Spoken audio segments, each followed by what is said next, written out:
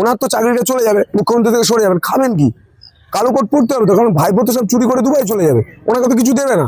তো ওনার সংসারটা যাতে চলে সেটা আমরা করে দিয়েছি। উনি কোর্টে যাবেন, তৃণমূলের ছাল খুলে নেবে মানুষ। এবং তৃণমূল এই যে ধানের পোকা, এই যে ঘাস, এই ঘাস মারা দিয়ে কিভাবে মারতে হয় সেটা আমরা জানি।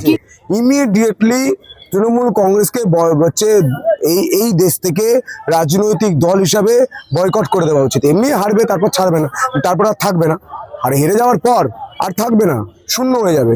আমার ব্যাট, আমি ক্রিকেট খেলতে গেলাম, দিয়ে আমি আউট হয়ে গেলাম, বললাম চলবে না, আমার ব্যাট, আমি আউট নয়, আমাকে আবার খেলতে দিতে হবে। তৃণমূল এটা করছে। তৃণমূল বলেছিল খেলা হবে, ইলেকশন কমিশন বলছে ঠিক আছে খেলো। তৃণমূল দেখছে খেলতে পারছে না, ইলেকশন কমিশন স্কোর বাড়িয়ে দিয়েছে। দাদা, হাইকোর্টে গেছিল মুখ্যমন্ত্রী মমতা বন্দ্যোপাধ্যায়ের দল তৃণমূল, আবার থাপ্পড় খেয়েছে। সুপ্রিম কোর্টে গিয়ে খাবে তো থাপ্পড়। সংবিধান যারা মেনে চলে না, যারা কোর্ট মানে না, যারা ইলেকশন কমিশন মানে না, যারা সংবিধান মানে না, তার থাপ্পড় খাবে না তো কি হবে? আমার তো মনে হয় ওনাদেরকে, ওনার যে রাজনৈতিক দল তৃণমূল কংগ্রেস, বয়কট করে দেওয়া উচিত। অনেক রাজনৈতিক দল এরা দেশে বয়কট হয়ে গেছে দেশ বিরোধী কাজের জন্য। যেভাবে রোহিঙ্গা এরা এই দেশে ঢুকিয়েছিল, যেভাবে রোহিঙ্গাদের ভোটার কার্ড করে দিয়েছিল, আমরা এসআইআর না হলে তো জানতেই পারতাম না এই পরিস্থিতি। দেশ বিরোধী কাজ করেছে, বাংলাদেশের লোক এখানে ঢুকিয়েছে। ইমিডিয়েটলি তৃণমূল কংগ্রেসকে হচ্ছে এই দেশ থেকে রাজনৈতিক দল হিসাবে বয়কট করে দেওয়া উচিত। এমনি হারবে, তারপর ছাড়বে না, তারপর আর থাকবে না। আর হেরে যাওয়ার পর আর থাকবে না, শূন্য হয়ে যাবে। বলছি দাদা, স্ট্রং রুমে কেন কেন্দ্রীয় বাহিনী, কেন রাজ্য সরকারের লোক থাকবে না? এই দাবি হচ্ছে তৃণমূল সরকারের। ছোটবেলায় একটা কথা ছিল জানেন তো, ধরুন আমার ব্যাট, আমি ক্রিকেট খেলতে গেলাম, দিয়ে আমি আউট হয়ে গেলাম, বললাম চলবে না, আমার ব্যাট, আমি আউট নয়, আমাকে আবার খেলতে দিতে হবে। তৃণমূল এটা করছে। তৃণমূল বলেছিল খেলা হবে, ইলেকশন কমিশন বলছে ঠিক আছে খেলো। তৃণমূল দেখছে খেলতে পারছে না, ইলেকশন কমিশন স্কোর বাড়িয়ে দিয়েছে। তৃণমূল একটা রাজনৈতিক দল, ইলেকশন কমিশনের সঙ্গে প্রতিদ্বন্দ্বী ভাবছে কেন? যখন 2011, 2016 এমনকি লোকসভাগুলোতে পঞ্চায়েতে জিতেছে, তখন ইলেকশন কমিশন ভালো। আর যখন মানুষ হচ্ছে ম্যান্ডেট দিয়ে তৃণমূলকে হারাতে চাইছে, তখন ইলেকশন কমিশনের সমস্ত কাজ হাইজ্যাক করে নিজেরা করবে, এটা বললে তো হয় না। সব জায়গায় আমি এখনো নাম ধরে বলতে পারি, আমার তারকেশ্বর বিধানসভার ভিডিও এবং ধনেখালির ভিডিও, ধনেখালির এখানকার বিজেপির ক্যান্ডিডেট দাঁড়িয়ে আছে, ধনেখালির ক্যান্ডিডেটকে জিজ্ঞাসা করুন। ধনেখালির ভিডিওতে, ধনেখালির ব্লক অফিসে কত অস্থায়ী কর্মী আছে জিজ্ঞাসা করুন। তারকেশ্বরে রয়েছে, ধনেখালিতেও রয়েছে। কি ভেবেছে এই অস্থায়ী কর্মীদের দিয়ে ভোট করিয়ে নেবে? আরে মানুষ ভোট দেবে, তৃণমূলের ছাল খুলে নেবে মানুষ। আর আমরা মানুষকে ধন্যবাদ দিতে বেরোবো। গণদেবতাকে আশীর্বাদ নিতে বেরিয়েছিলাম, ধন্যবাদ দেবো। বিডিও অফিসে এখনো তো বহু জায়গায় ক্যাজুয়াল স্টাফ দিয়ে ইলেকশন হলো। অবশ্যই হয়েছে, হ্যাঁ, যাদের কার্ড নেই তারাও এন্ট্রি হয়ে আছে। ওখানে একটা চড়ুইভাতি পরিস্থিতি চলছে, অসংখ্য লোক, অসংখ্য টিএমসির কর্মীরা সেখানে আড্ডা দিচ্ছে। বুঝতে পারছেন? আমি ধনেখালিটা কেন বলছি, কারণ তারকেশ্বর বিধানসভার 5টা অঞ্চল ধনেখালি ব্লকের মধ্যে পড়ে। আমি সাফার করেছি ধনেখালি থানা এবং বিডিওকে, তারকেশ্বর থানা, তারকেশ্বরের বিডিওতে সাফার করেছি। বিভিন্ন অস্থায়ী কর্মী দেখছি কাঠ ঝুলিয়ে ঘুরছে, কিছু লাইফ প্যাকের লোক আছে, আমরা সেগুলোতে ভাবিত নই। মানুষ এবার পুরো 92% করে দেখিয়ে দিয়েছে যে কত ধানে কত চাল। দেখুন, আমি চাষির বেটা, আমি জানি প্রথম ধানের বীজ ছড়াতে হয়, বীজতলা তৈরি করতে হয়, তারপর বীজ ভাঙতে হয়, তারপর ধান রুইতে হয়, তারপর ধানে 3 মাস ধরে পরিচর্যা করতে হয়, তারপর ধান কাটতে হয়, তারপর ধান ঝাড়তে হয়, তারপর সেটা মড়ায় তোলার আগে ওজন হয়।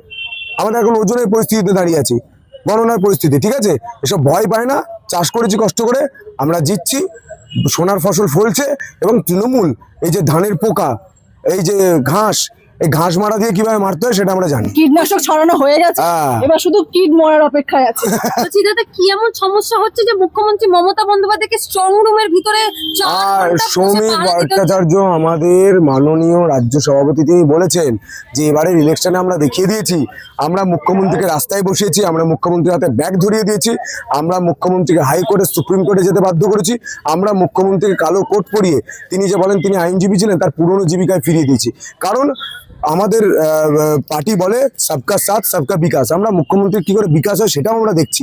ওনার তো চাকরিটা চলে যাবে, মুখ্যমন্ত্রী থেকে সরে যাবেন, খাবেন কি? কালো কোট পড়তে হবে তো, কারণ ভাইপো তো সব চুরি করে দুবাই চলে যাবে, ওনাকে তো কিছু দেবে না। তো ওনার সংসারটা যাতে চলে সেটা আমরা করে দিয়েছি। উনি কোর্টে যাবেন। কিন্তু মমতা বন্দ্যোপাধ্যায় এখনো বিশ্বাসী যে তিনি 260টার উপরে, কখনো কখনো বলছে যে 300টারও বেশি সিটে তিনি জিতবেন। 294টা, 300টার বেশি। আচ্ছা, যদি ফিরাদ হাকিমের ঘরের বাচ্চা ভোট দিতে পারে, আর আপনি কি ভাবছেন 294-এর মধ্যে 300টা পেতে পারেন না? উনি পেতে পারেন। উনি হাম্বা হাম্বা, গাম্বা গাম্বা, রাম্বা রাম্বা, ডিম্বা ডিম্বা বলে যে কবিতা লেখেন, উনি স্বপ্নের মেঘবালিকা হয়ে যেভাবে কবিতা লিখতে চান, ওরকম স্বপ্নের মেঘবালিকা ঠাকুমা। হার দেখে মাথাটা টোটালি খারাপ হয়ে গেছে, উনি পাগলে পরিণত হয়ে গেছে, যা ইচ্ছে তাই বলে যাচ্ছে। বলছি সেই জায়গায় দাঁড়িয়ে তিনি এখনো এতটা আশ্বস্ত?